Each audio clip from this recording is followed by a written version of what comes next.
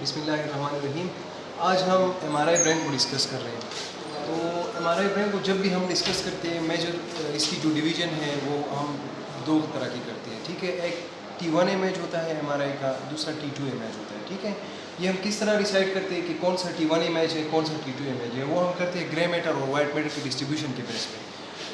Normally brain में जो grey matter और वाइट मैटर की डिस्ट्रीब्यूशन है उसका पैटर्न ये है कि ब्रेन में जो आउटर एरियाज है वहाँ पर ग्रे मैटर होता है और अंदर की तरफ वाइट मैटर होता है, ठीक है। अब अगर किसी इमेज को हम देखते हैं और वहाँ पर ग्रे मैटर बिल्कुल आउटसाइड जो होता है ना वो ग्रे नज़र आ रहा होता है और जो अंदर की तरफ वाइट मैटर होता है वो वाइट नज़र आता है, तो इसका मतलब ये है कि ये T1 इमेज है, ठीक है। और इसके अपोजिट अगर हो कि जो ग्रे मैटर है जो आउटसाइड की तरफ है वो आपको वाइट नज़र आ रहा हो और अंदर की तरफ जो वाइट मैटर है वो आपको ग्रे नज़र आ रहा हो, तो ये T2 इमेज है, ठीक है। सबसे पहले हम T1 T2 करते हैं, फिर उनके वेरिएंट्स हैं अपने।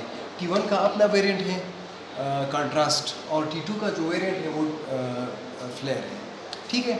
दूसरी बात ये है T1 की करेक्टरिस्टिक है कि T1 पे आपको जो CSF होता है, जो वाटर होता है, वाटर आपको ब्लैक नज़र आता है और जो फैट्स होते हैं वो आपको वाइट नज़र आते हैं, ठीक है। अब ये जो हमारे पास है ये वाला, ये हमारे पास T1 है, ठीक है।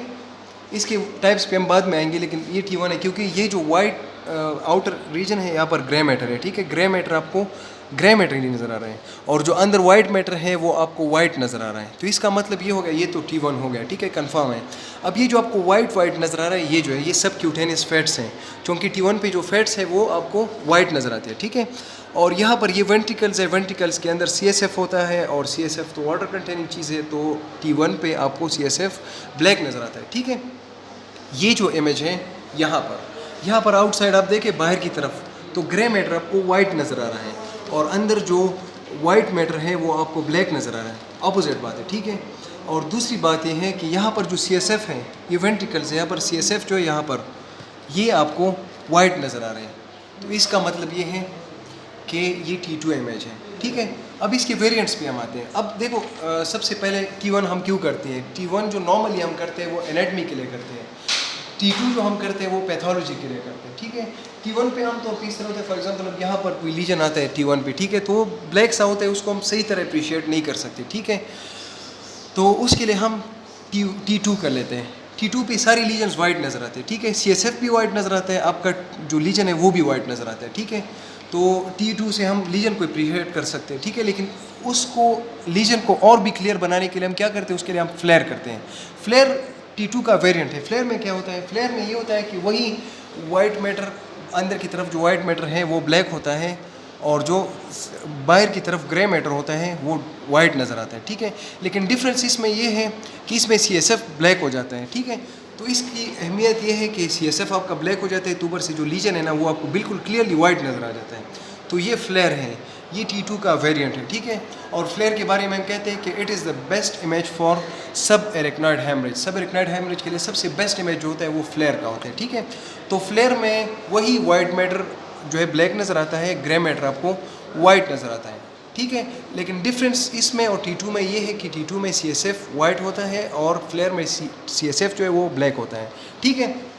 अब ये जो हम देख रहे हैं ये T1 का वेरिएंट है, वालेकुम सलाम, ये T1 का वेरिएंट है, ठीक है। T1 का वेरिएंट है, वही ग्रे मैटर आपको ग्रे नज़र आता है, वाइट मैटर आपको वाइट नज़र आता है। लेकिन इसमें ये है कि यहाँ पर वेसल्स भी आपके क्लियर हो जाते हैं और साइनस भी क्लियर हो जाते हैं, क्योंकि उसकी वजह यह है कि कंट्रास्ट आप देते हैं तो जाहिर सी बात है वो सबसे पहले आर्टरीज़ में जाता है, आर्टरीज़ के बाद वो वेन्स में जाता है और साइनसिस में जाता है, तो इस वजह से आपको आर्टरीज़ आपकी जो वेसल्स होते हैं सारे और आपके साइनसिस वो आपको क्लियर नज़र आ जाते हैं, तो हम कंट्रास्ट करते हैं, ठीक है। अभी यहाँ पर आप एक लीजन को आप देख सकते हैं, ठीक है। ये जो डायग्नोसिस है इसकी हमारी डायग्नोसिस की GBM के बन रही है, ग्लायोमा है, ठीक है। यहाँ पर ये सेंटर में जो रीजन है ये ब्लैक नज़र आता है और बाहर ये इसका जो कैप्सूल है ये वाइट नज़र आता है। इसकी वजह ये है कि ये जो अंदर का हिस्सा है ये नेक्रोटिक हो गया है, इसकी वेसल सप्लाई कट गई, इस वजह से ये कंट्रास्ट नहीं ले रहा है, ठीक है। लेकिन हमारे पास जो भी कंट्रास्ट अपटेक जो भी लीजन्स कंट्रास्ट लेते हैं उसके लिए हमारा एक फार्मूला है, ठीक है। उसके लिए हम DDs बनाते हैं कि क्या क्या लीजन्स जो है वो कंट्रास्ट लेते हैं, तो उसके लिए हमने ये फार्मूला एक बनाया हुआ है, magic doctor.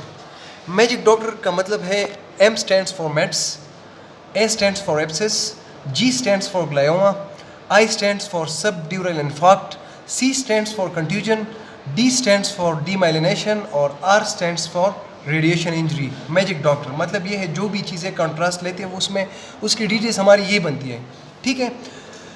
Subdural infarct, contusion, demyelination, radiation injury, इसमें कोई कन्फ्यूजन नहीं, इसको डायरेक्टली हम स्पॉट आउट करते हैं। लेकिन जो मेट्स हैं, एब्सेस है और ग्लायोमा है, इसमें कन्फ्यूजन बन जाती है, ठीक है, कि ये क्या है, क्योंकि तीनों का पैटर्न इस तरह होता है, तीनों सर्कुलर गोल से होते हैं, ठीक है। रिंग एनहेंस्ड होते हैं, इसके जो रिंग्स होते हैं वो आपको ब्राइट नज़र आते हैं, ठीक है, और अंदर की तरफ ये नेक्रोटिक होते हैं।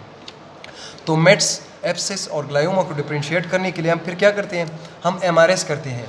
ये MRI का एक और वेरिएंट है, इसको हम मैग्नेटिक रेजोनेंस स्पेक्ट्रोस्कोपी कहते हैं। MRS पे क्या हमें मिलता है, MRS पे हमें जो डिफरेंट केमिकल्स हैं उसके लेवल को हम देखते हैं। उसमें N-एसिटाइलसिस्टीन आता है, N-एसिटाइलसिस्टीन, उसमें क्रेटिनिन आता है, आपका कोलिन आता है, मायोआइनोसिटोल आता है और लैक्टेट आता है, ठीक है। तो हम इन तीनों को डिफरेंशिएट करने के लिए ये करते हैं। अब एक MRS हम करते हैं, हमारे पास लैक्टेट रेज्ड आ रहा है, तो जब भी लैक्टेट रेज्ड आ रहा होता है तो इसका मतलब ये है, ये क्या है, एब्सेस है, ठीक है। अगर कोलिन का लेवल रेज्ड होता है तो इसका मतलब ये है कि ये या तो ग्लायोमा है या मेट्स है, ठीक है। और अगर मायोआइनोसिटोल का लेवल ज़्यादा होता है तो इसका मतलब ये है कि ये मेनिंजोमा है, ठीक है। मेनिंजोमा को हम इसलिए डिटेल्स में नहीं डालते कि मेनिंजोमा की पिक्चर जो होती है वो बिल्कुल क्लियर होती है, ठीक है। उसमें आइसो इंटेंसिटी होती है तो उसमें कोई कन्फ्यूजन ही नहीं होती, ठीक है, उसको हम डायरेक्टली डायग्नोज करते हैं। तो ये हमारे MRI के वो है, दैट्स इट। वो लास्ट में बता देना ये जो क्या नाम है, बेस्ट इमेज वाला। अच्छा, बेस्ट इमेज फॉर जो मैं बात कर रहा था बीच में, मैंने कहा भी था, ये हमारा फ्लेयर है ना, ET2 का वेरिएंट है, तो FLAIR is the best image for sub arachnoid haemorrhage, ठीक है, ठीक है। और the best image for subdural infarct, वो एक MRI का एक दूसरा वेरिएंट है, उसको हम डिफ्यूजन वेटेड MRI कहते हैं। तो diffusion weighted MRI is the best image for subdural infarct.